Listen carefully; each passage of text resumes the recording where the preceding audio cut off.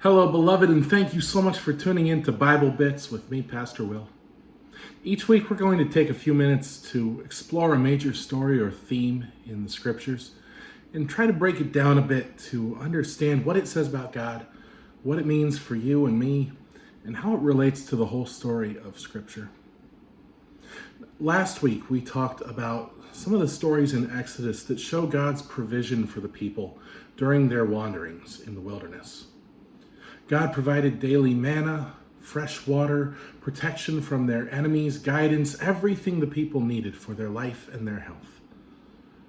Even when the people were less than faithful, God remained faithful to them, caring for these stiff-necked people. And just as God unfailingly cared for the Israelites wandering in the wilderness, God continues to provide for us, daily watching over us and keeping us in God's care. Now, one of the things that God provided for the people during their time in the wilderness was the law.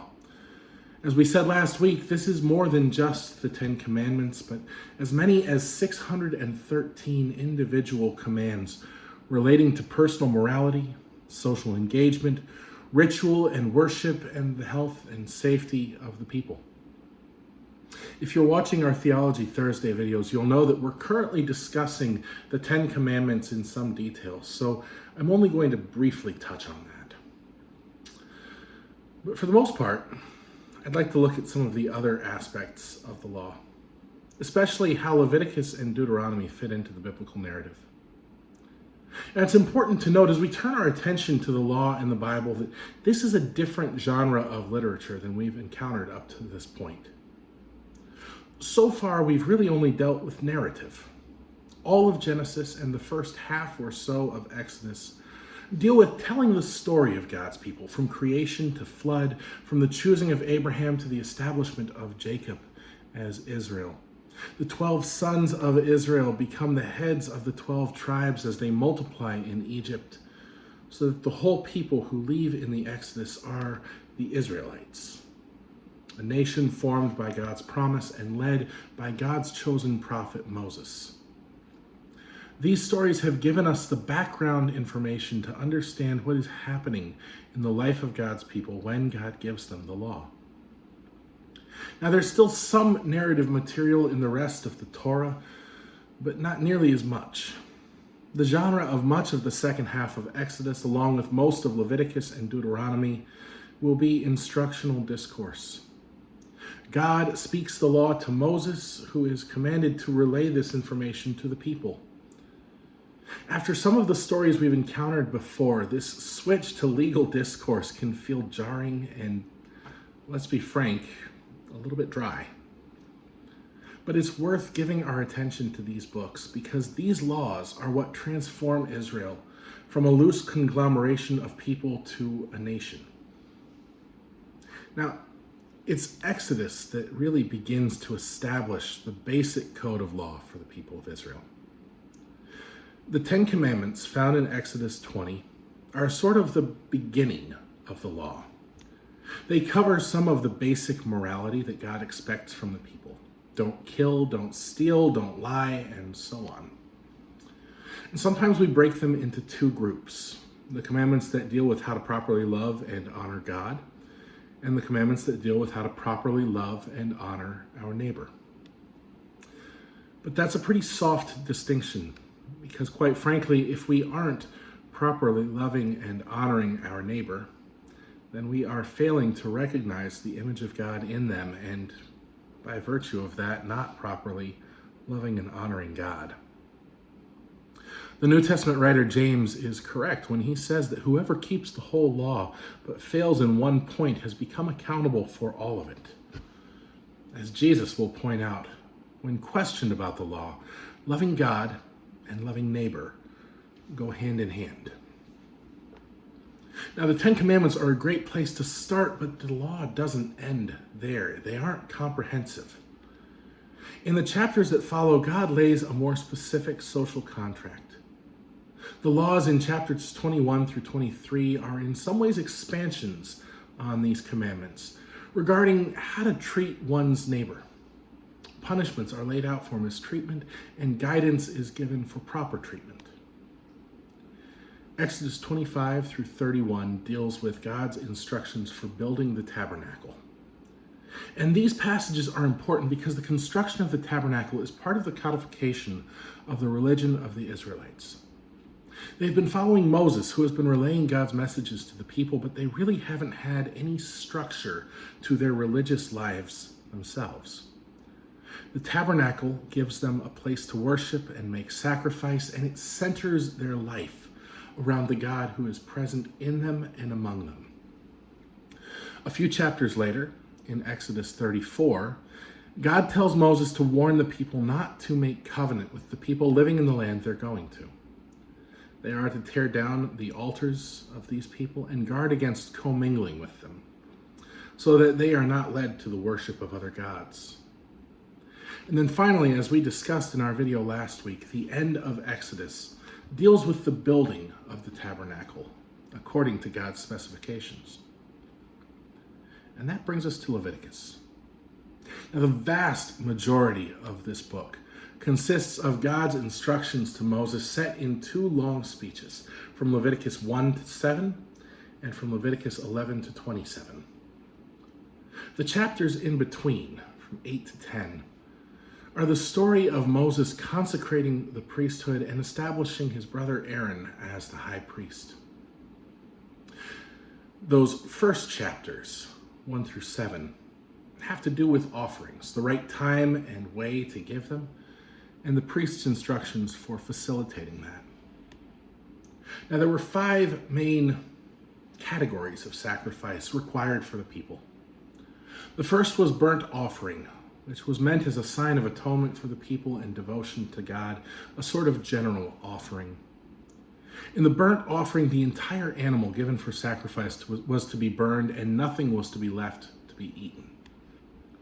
Now, the Lord outlines which animals are fit for such a sacrifice, and human sacrifice, which seems to have been not uncommon among the Canaanites, is strictly forbidden.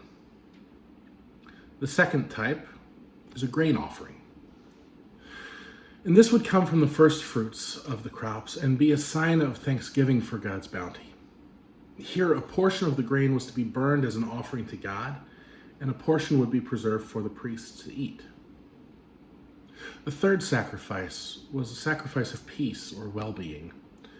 And this would include a feast, a portion given to God, a portion given to the priests, and a portion for the person or persons making the sacrifice. Sacrifices of well-being would be appropriate for marking a covenant between two peoples or sealing the reconciliation of two rival parties. The fourth sacrifice was the sin offering. And there's an argument for calling this the purification offering instead. This offering is required when someone has sinned unintentionally and their sin has been brought to their attention later. It's also required when a person has become ritually unclean with contact with something else unclean. And that's why this seems to be more about purification than strictly atonement. This sacrifice, whether it's because of someone's unintentional sin or someone's uncleanness, is meant to prepare the person or persons to enter back into the presence of the Lord again. The fifth type of offering is the guilt or trespass offering. And this is similar in some ways to that sin or purification offering. Where they differ is that the sin offering is meant to purify one ritually, and the guilt offering is meant as some form of reparation, to restore what has been lost or broken because of the sin. And many times the sin offering and the guilt offering, this purification and trespass, are offered together. Now, it's worth noting that with some of these sacrifices, especially ones offered by an individual, there are options for how people who lack the means to acquire, say, a whole bull can keep the sacrifice in a way that is within their means. One example we see of this is in Luke's Gospel, when Mary and Joseph present an offering on the day of Jesus' circumcision. They bring 2 turtle doves.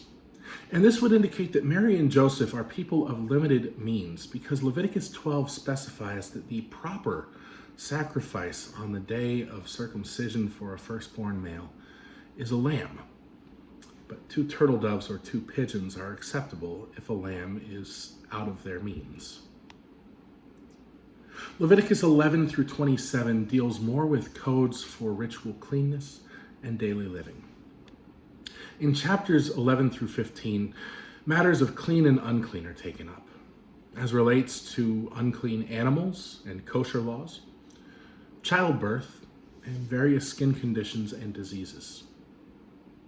And the thing that I think is worth pointing out here is that a lot of these laws about clean and unclean, especially in regards to eating or matters of bodily fluids, childbirth, and then diseases and contact, these are all matters of community health. To isolate a person who has been exposed to a disease-carrying animal, to blood, even if it's part of the natural order, to disease or to dead bodies, these are all meant to reduce the risk of spreading disease in the community. In Leviticus 16, this deals with the Day of Atonement, or Yom Kippur. This is an annual observance in which the high priest leads a ritual to atone for the collective sins of the people. It's also the one day a year in which the high priest is allowed to enter into the Holy of Holies.